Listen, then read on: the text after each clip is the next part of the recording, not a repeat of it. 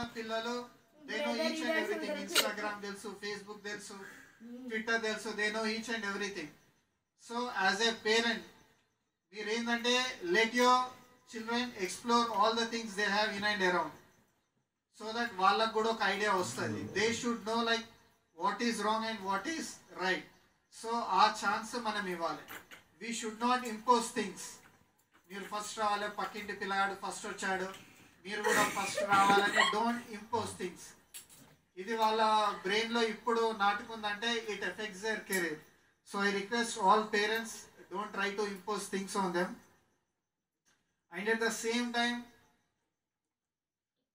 I was a student, such a student, I was never in a good books with teachers.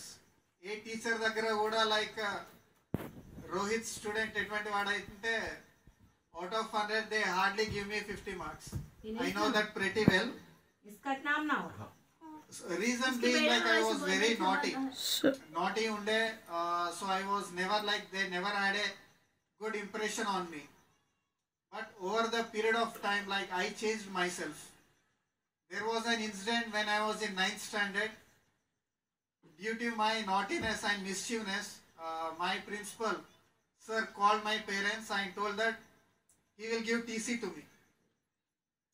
మీ అబ్బాయి మాకి స్కూల్లో వద్దు, చాలా అల్లరి చేస్తున్నాడు, స్కూల్ బస్ అద్దాలు వలగొడుతున్నాడు. So this is exactly the complaint మా ప్రిన్సిపల్ సార్ మా పేరెంట్స్కి